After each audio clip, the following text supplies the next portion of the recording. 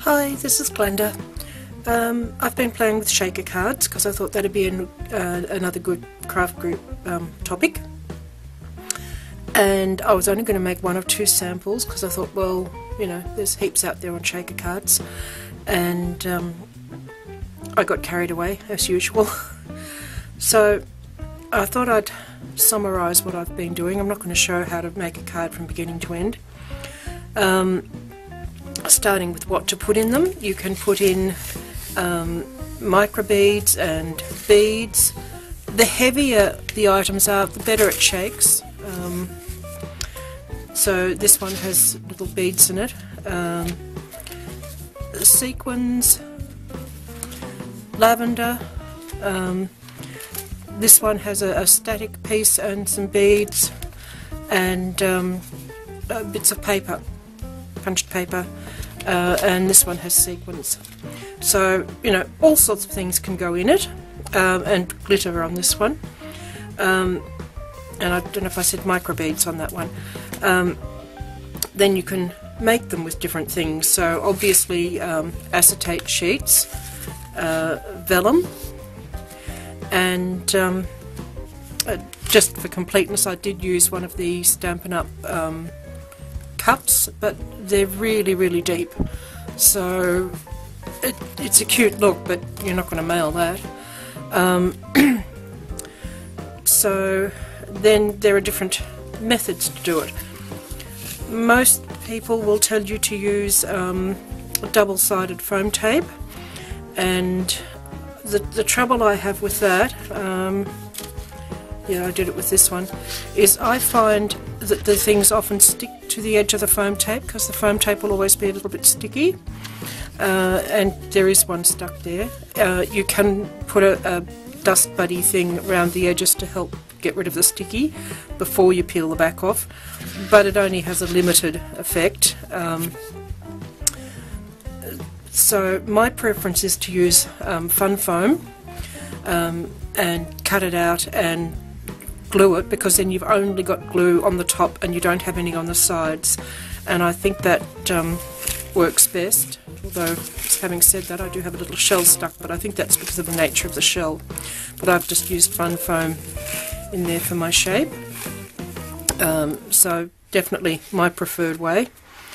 I cut this fun foam with my Scan and Cut. I tried using the dies on my die cutter, but I found it really squashed the foam, so you'd have to use more layers to build it up enough to use. I mean, I must admit my die cutter has a lot of pressure, but it did squash it quite a lot. I also tried using a couple of circle cutters. One of them didn't work at all, it couldn't cope with the foam. The other one had limited success, it tended to waste a bit of foam. That was a Nikkei Success one, I think. But the other thing, of course, is just to trace it and hand cut it with scissors, but fun foam's definitely my preference. You can also use cardboard and layer it up again. I haven't actually made up one like that, but no reason it wouldn't work. So yeah, the usual way to make them is to cut a hole in your top card, put your acetate, and I like using the overhead transparency. It's nice and thin, but you can use packaging. Any acetate will work. So you cut your hole, you put your acetate on, you put your foam on the under piece, and then you line them up, and that would be the most common way. The next way would be to make up a little, basically a parcel of your frame, your acetate, and your foam, and then a picture under it, and then stick the whole lot on top. So the difference being, here my shaker's on top, here it's underneath. So these were both done with the Scan and Cut. This is the one I showed the other day, and then I did a version where the jar is open, just because I could. This was my disaster. I knew halfway through it was going to be horrible because I didn't like the way my gumball machine came out. But I also, to show you, if you don't put enough dimension with your foam, I should have done 2 layers, they won't wobble, and yeah, it defeats the purpose. This one is actually a pocket done with washi tape to hold it closed, so the whole thing is a shaker, so a sheet of acetate and your cardboard underneath and washi tape to hold it as a pocket, which is a nice easy way to do it. And if you do this, I've got a couple of things stuck down firmly that have got more dimension to them, and that leaves a big enough gap for the sequins to move around. This one took 2 tries to do because I really messed it up. I had beads in my ocean and my sand, and yeah, I really didn't think it through. And I've overfilled it a bit, but this overhead transparency, once it's stuck, it's stuck. You don't get a second chance. It really just loves the adhesive, and so I couldn't take any out. But yeah, it's got the microbeads to sort of have the ocean moving, but as I say, it doesn't really move very well because I filled it a bit much. So, you know, you can learn from all my lessons. Yeah, the lavender is just a slightly different thing to do. And this is sort of almost like a specimen effect because the butterfly is stuck and the beads are just loose, and you sort of get a, you know, a dome display illusion. This one isn't actually a shaker. It's got fabric on the back and potpourri in it, so the person can take it off and use that as a little pomander. And I'm pretty sure I did a tutorial on that right back at the beginning, and if I did and I can find it, I'll put a link in the comments to that.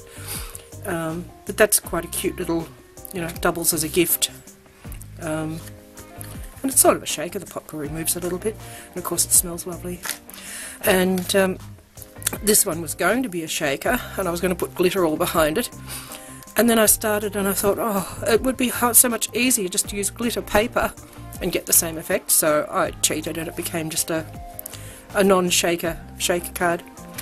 So I think that's sort of what I've learned on shaker cards, and hopefully I've tried most of the methods. There's all sorts of things out there on shakers. They're a great fun idea, and if you make them you can't stop shaking them. A bit like wobble cards, you've got to keep playing with them.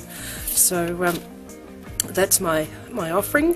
For a craft group, you'd obviously want to bring acetate and things to go in your shaker, double-sided, you know, fun foam or double and foam adhesive, and anything else that takes your fancy. So, you know, die cuts and things to make your shapes, and punches are obviously handy for doing these. You know, if you have a supply of these already made up, then it's not a big deal to use your punched and put a little shaker on any card. But that was the first one I did, and I actually still quite like it. I was playing with a jelly plate to get my background, and so it was sitting in my to use pile.